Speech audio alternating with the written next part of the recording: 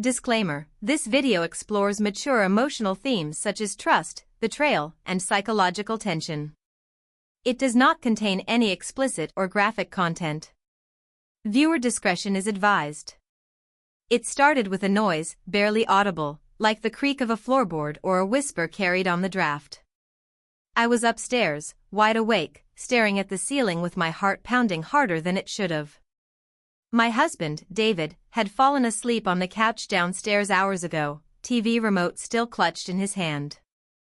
We'd had a small argument that evening, nothing explosive, just one of those simmering, unresolved tensions that linger like smoke in the air. I went to bed alone, needing space. But now, something felt off. The house was dark, quiet, ordinary. But the silence had a weight to it, like something was listening. I told myself it was the wind, or maybe David getting up for water. But when I checked my phone, it was 2:47 a.m., and the app that controls our smart cameras showed no movement from the living room. He was still on the couch. Still asleep. Then came another sound. Soft. Deliberate. Not downstairs this time, but from the hallway right outside our bedroom. Let me be clear, we live alone. No roommates. No guests. And I knew the sound of David's footsteps better than I knew my own heartbeat. This wasn't him.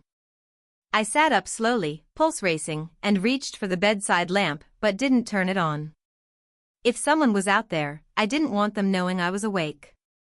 Every instinct screamed to wake David, to call out, but I couldn't find my voice. Instead, I reached for my phone with trembling hands and opened the camera feed from the upstairs hallway. And that's when I saw it. A shape. Standing still. Just outside our door. I wanted to believe it was a glitch. A shadow. Anything but what it actually was.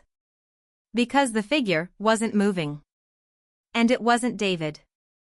David and I have been married for 7 years, just long enough to collect a few scars, and just short enough to still pretend we didn't cause them. On the outside, we look like the perfect suburban couple, 2 full-time careers, a nicely furnished home in a quiet neighborhood, and no children by choice. But under the surface, we've been drifting. Quietly. Slowly. Like 2 boats untethered in a fog. David used to be more present, attentive, affectionate. Lately, he seemed far away, even when he's standing right next to me. I didn't say anything at first. I told myself we were just tired. Work. Life. It happens. But when you start feeling alone with someone, it hits different.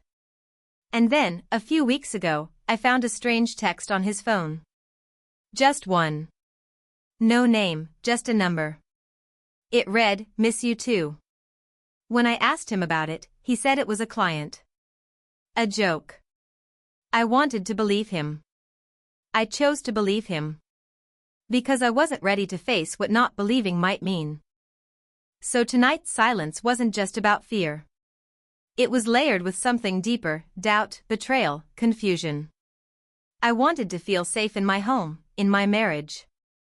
But sitting in that bed, staring at the hallway camera, I felt none of that. Only a deep, bone-cold dread. The shape outside our door was still there. Unmoving. Watching. Or maybe listening. I couldn't tell. My fingers hovered over the phone screen, debating between calling 911 or David. But the fear of making noise kept me frozen. Whoever, or whatever, was outside knew this house. They knew how to move without triggering alarms. Without waking him. That terrified me more than the figure itself. Suddenly, the hallway light flickered. Just once. And the shadow shifted. Closer. Just inches from the door. My breath caught in my throat. I stared, unmoving, afraid even the smallest sound would give me away. My mind raced with possibilities. Was this a break-in? Someone David knew? Someone I knew? And why did it feel personal? Then, quietly, almost reverently, the doorknob began to turn. Not violently. Not like a thief. But slowly. Controlled. As if they belonged here. As if they knew I'd be waiting. And that's when I realized this wasn't random. This moment had been coming for a while. I just hadn't seen the signs. I didn't scream. I couldn't. My body was frozen in a way I'd never experienced before, like my brain had decided the best form of survival was stillness. The door creaked open, just a crack, but enough for the hallway light to leak in, thin and silvery. The figure didn't enter. It just stood there. Like it was waiting for permission.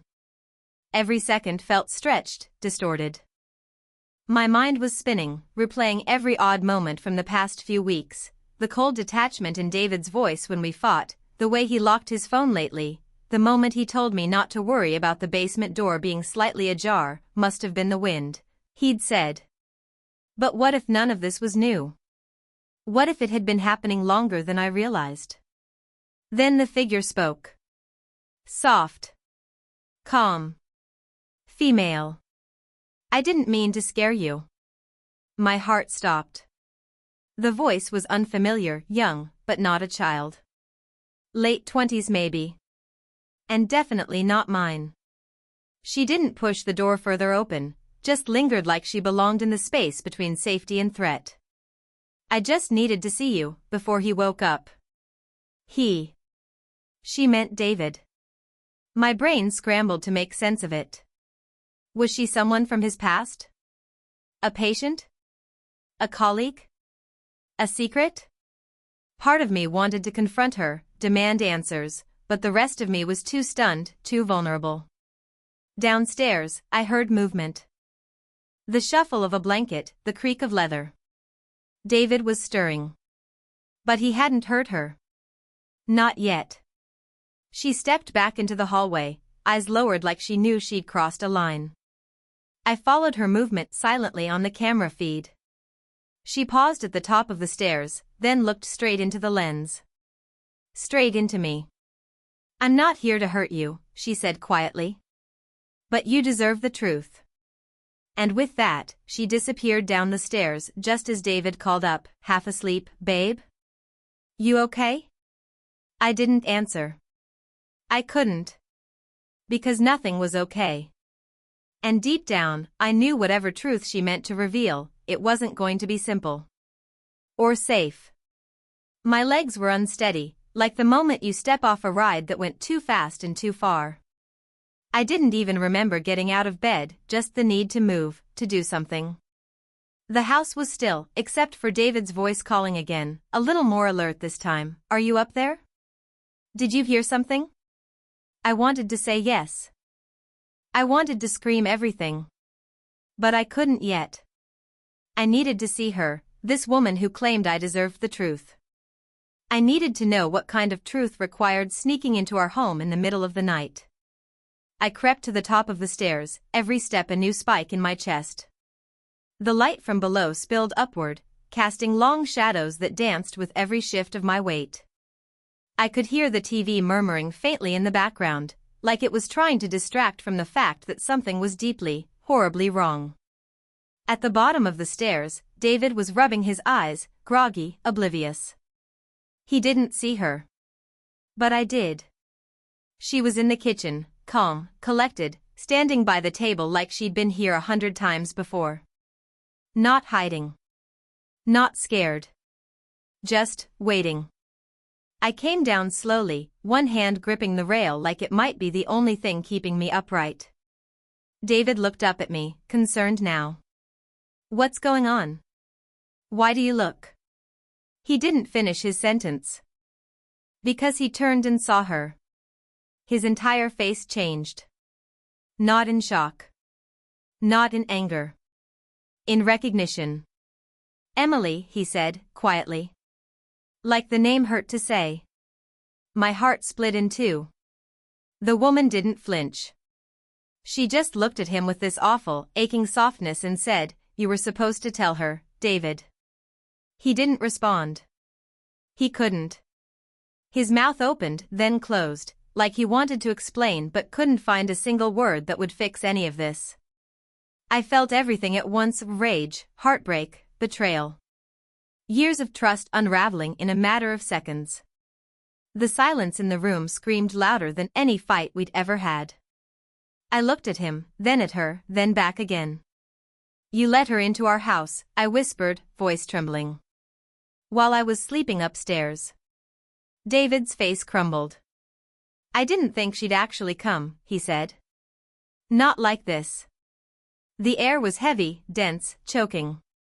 I stepped back, my hand on the wall just to steady myself. I didn't know if I wanted answers or distance more. But one thing was clear: nothing about our marriage, our life, was what I thought it was. David's silence was the loudest answer I'd ever heard. The woman, Emily, stood between us like a fault line. I expected screaming. A confession. Something raw and messy that at least made sense of the betrayal. But David just stood there, shoulders heavy, like this moment had already happened in his mind 1,000 times. I turned to Emily, voice shaking. "How long?" She hesitated, then answered without looking at me. "4 years." The room tilted. That wasn't possible. 4 years? That meant it didn't start when things went bad between David and me, it started before. Before the distance. Before the phone lock. Before the stupid, quiet fights over who forgot to buy coffee. Before I even knew we had a problem. But then came the twist I never saw coming. Emily looked straight at me. Not him. And said, "You don't remember me, do you?" I blinked. "What?" She took a step closer. Not threatening, just heartbreakingly sincere. 7 years ago. At the shelter on Western Avenue. You volunteered every Thursday. I stared at her, trying to reach for a memory through the fog of time and trauma. The shelter. I had volunteered there for a while. During that rough stretch after my miscarriage. I wasn't in a good place back then, I barely remember those months. But I nodded slowly. "You helped me," she said softly. "You brought me food. Talked to me when no one else did. You gave me a coat. I never forgot your name." My blood ran cold. "What does that have to do with this?" Emily's face trembled, just once. "When I met David. I didn't know he was your husband." Not at first. But when I found out, I didn't walk away. Because by then, she swallowed hard. I already owed you more than I could ever repay. My knees almost buckled. She hadn't come here to steal my life. She came because she felt guilty for taking what belonged to someone who once showed her kindness.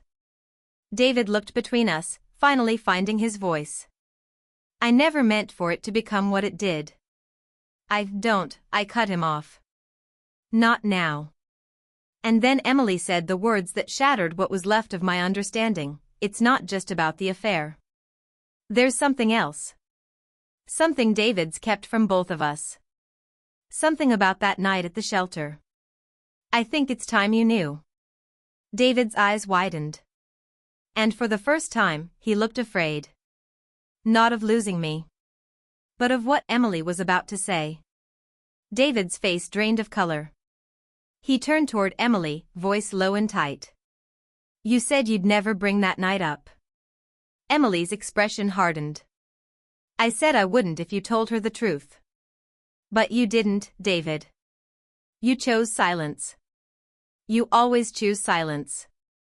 I stood still, heart pounding, the room spinning like it was too small for the weight of what was about to surface. "What happened?" I asked, looking at both of them. "What are you talking about?" "What night?" David's hands trembled. "It was years ago, before we were married. I didn't tell you because I thought, if I left it behind, it would stay there." Emily cut him off, her voice sharper now. "He was driving the supply van for the shelter. I was walking to the bus stop. There was a man, drunk, violent. He cornered me. David saw it happening, but he didn't stop." I turned to David, stunned. You saw someone hurting her, and you did nothing? David looked down, ashamed. I panicked. I told myself it wasn't my place. I didn't want to get involved. So I drove away. Emily's eyes glistened. I got away, eventually. But not before he hurt me. The air felt like it had been sucked from the room. And then what? I whispered. Emily's voice softened. 2 days later, David came back to the shelter. He found me. Apologized. He started volunteering. Bringing supplies. That's how we got close. I didn't know at first that his guilt is what tied him to me. I thought maybe it was something real. David stepped forward, broken. It became real. I tried to make up for what I'd done, but I never forgave myself. I still haven't. I stared at him, my voice barely audible. So you built a relationship with her, out of guilt. And built a marriage with me, on a lie. He looked at me then, eyes raw. No. I loved you. I still do. But I didn't know how to live with the truth, so I buried it in both of you. Emily's voice shook.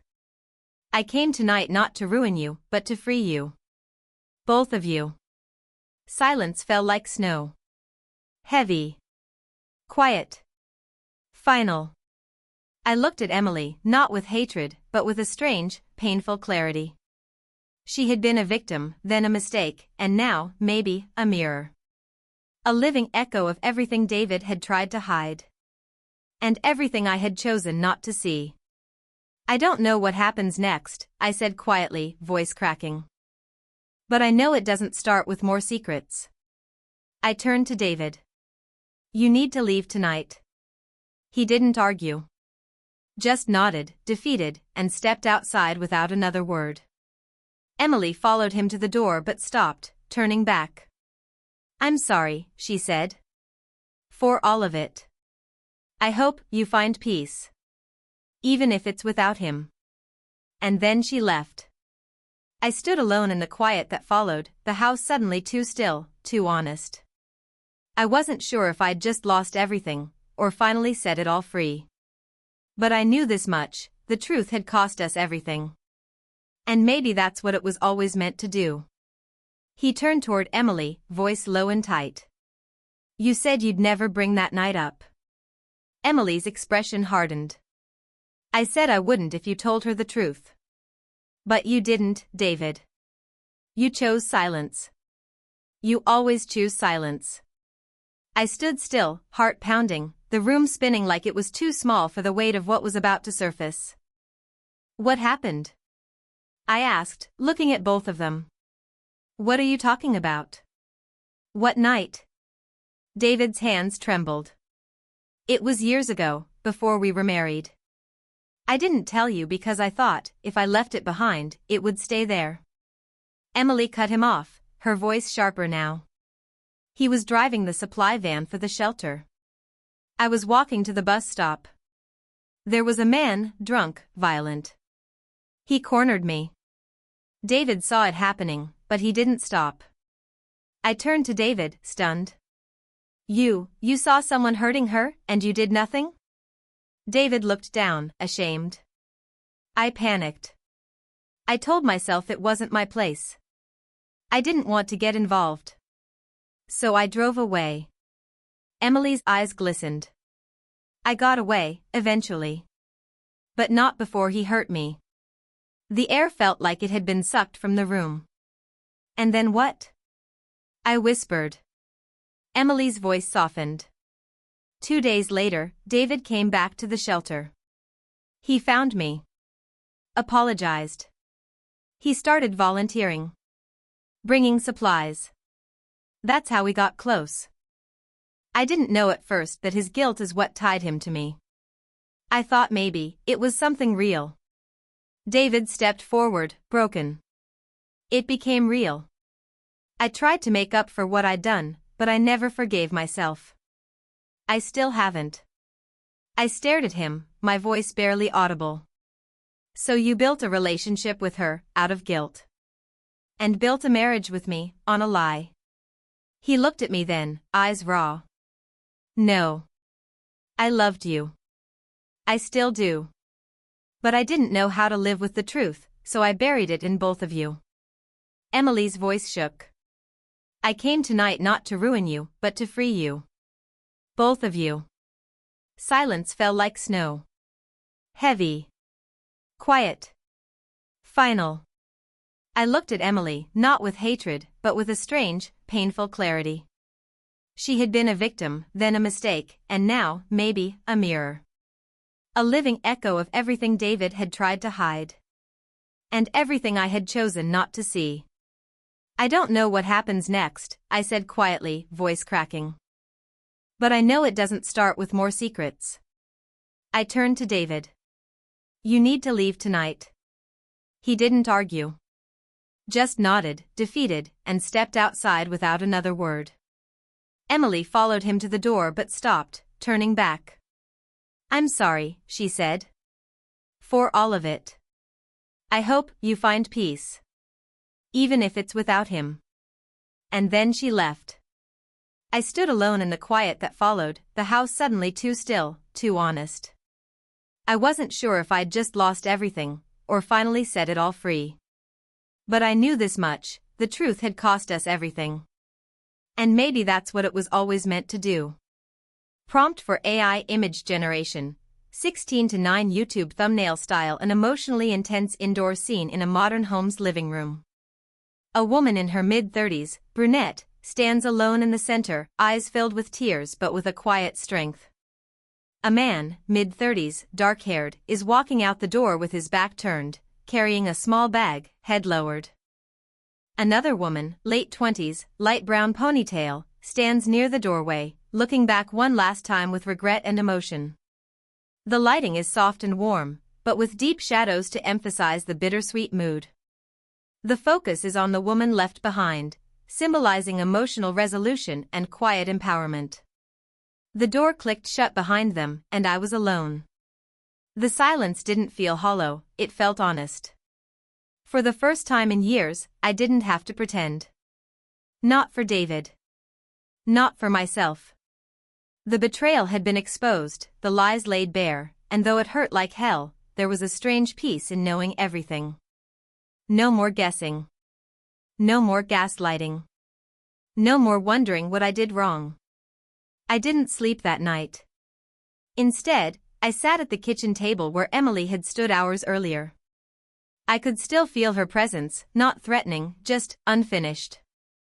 I thought of the young woman I once helped at the shelter, broken, quiet, trying to survive.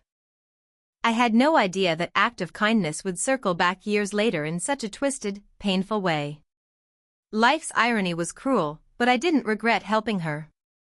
If anything, I regretted that she ended up in David's orbit the way I did.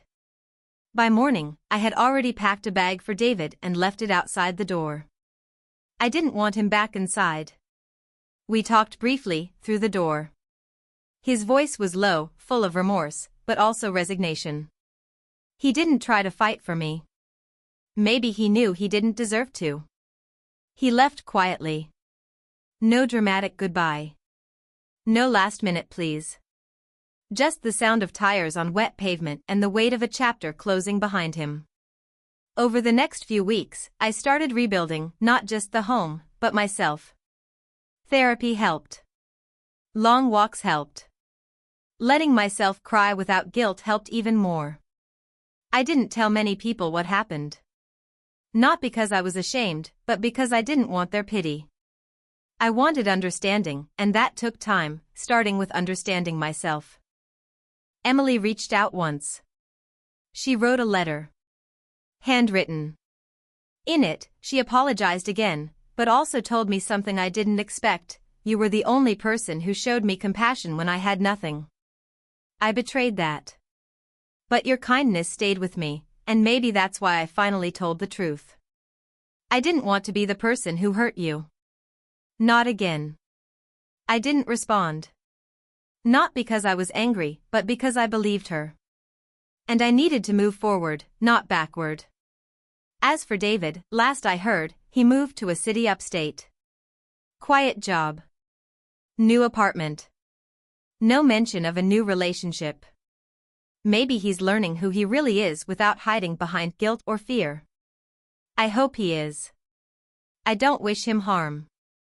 I just don't wish for him anymore. People often think betrayal breaks you. And yes, it does, for a while.